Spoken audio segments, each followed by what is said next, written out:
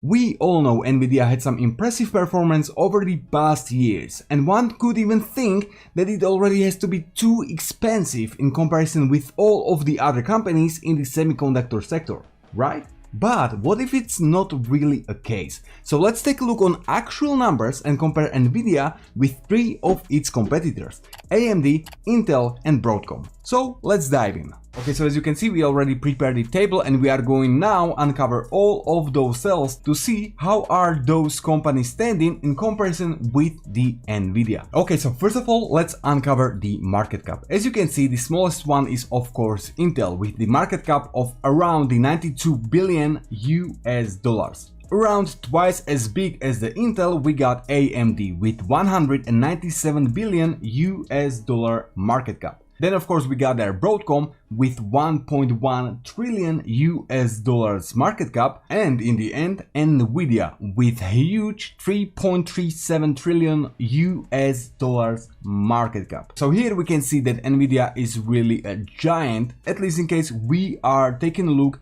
on the market cap. When we will take a look on the stock performance in the last year, we can see that both Intel and AMD were actually losing value in the last 12 months. Intel by 45% and AMD by 23.5%. On the other side, the stock price of both Broadcom and NVIDIA were able to rise by more than 100% in the previous year. So here already we can see a quite big discrepancy in the semiconductor sector, and that means that not all of the semiconductor companies are actually pulled to the top by all of this AI trend. When we will take a look on 5-year performance of all of those stocks, we can see that only Intel is lower than it actually was 5 years ago, and not by little, actually by 64%. So Intel is down 64% in the last 5 years, while all of the other semiconductor companies were able to grow. AMD 144%, Broadcom 673%, what is huge number, and then of course we got there NVIDIA with massive 2112% growth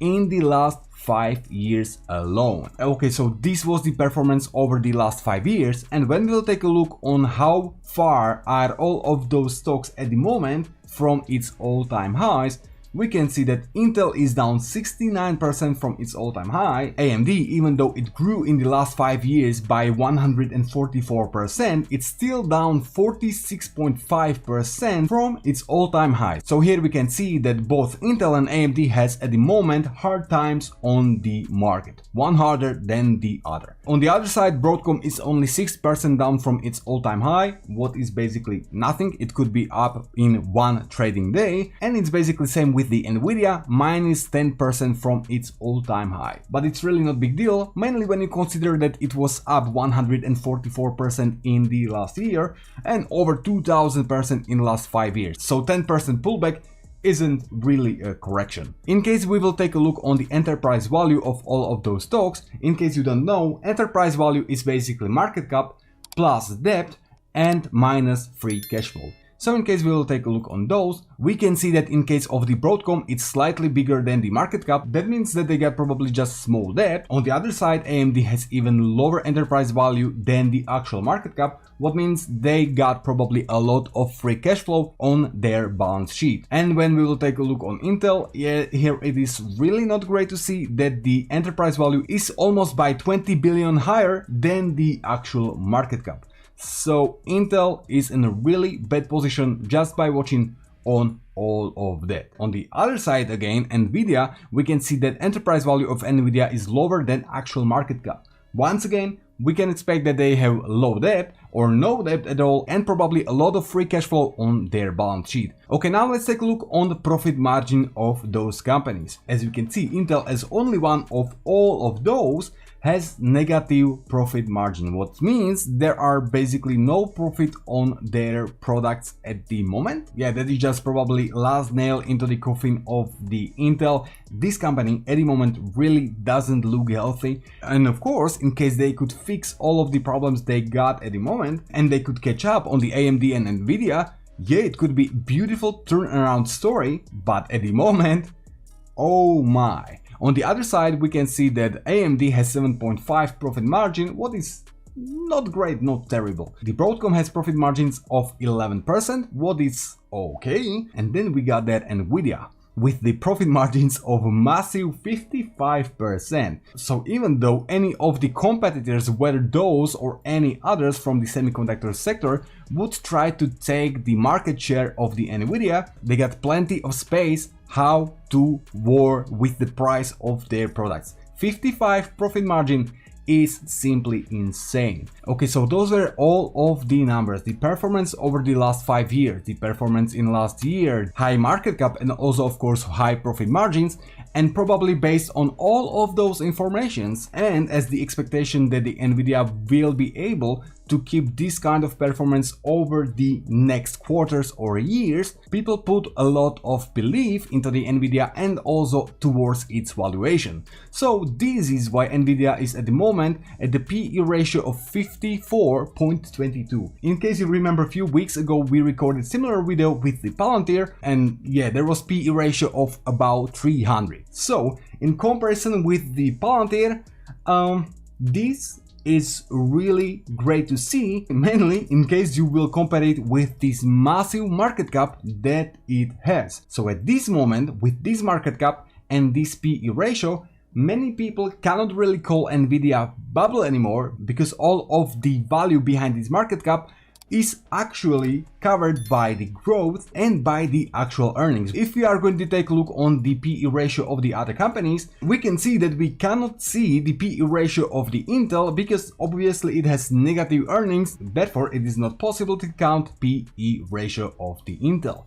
On the other side, we got AMD with the PE ratio of 107 and Broadcom with 180. So as you can see, even though those companies doesn't have even close the size of the market cap of the NVIDIA, still the PE ratio of all of those companies are much higher. Of course, we could debate that the AMD or Broadcom could easily grow much faster in the following years, and therefore this PE ratio would go rapidly lower and faster than in case of the NVIDIA, but at the moment it's not the case. And when we will uncover the forward PE ratio, here you can see that even though Intel is expected to have the forward PE on the level of the 22, what is actually not so bad anymore, but also at the state of the company, who knows, it's much more better story with all of those other companies. For example, AMD, in case they would have the earnings as they are expecting, their PE ratio would drop at the current price levels on the level of the 23, what is actually already not so bad. The Broadcom's forward PE ratio would drop on the 36, what once again from the level of the 180 is much more acceptable. And in case of NVIDIA, when you imagine that they could grow up to this massive market cap of 3.37 trillion US dollars with their earnings on such a level that their forward PE is below 32, it's basically insane. And of course, many people can say, okay, 54 PE ratio is quite a lot, 32 forward PE ratio is still quite a lot. But with a company that was able to grow 2000% in the last 5 years, 144% in the last year, so even though their growth would slow down rapidly, they could still grow up into its valuation quite easily. So in the end, don't forget that this is not a financial advice, we just compared and took a look on all of those numbers of those companies. But when we will take a look on all of this, you can see that even though the AMD, Intel or even Broadcom has at the moment lower market cap or lower stock price, NVIDIA's valuation doesn't look bad at all, even at those valuations. Okay, but that's all for this video. In case you would like to see more videos like this, don't forget to hit the like and subscribe as well, so that I know you like this kind of content, and maybe even click on bell as well, so that you will notified in case we would come back to those companies after the earnings season and compare them all once again. In case you have any idea to which company we should take a look nextly or which companies we should compare, let me know in the comment section. But for me, that's really all. Thanks for watching, have a nice day, and see you all in the next video. Goodbye.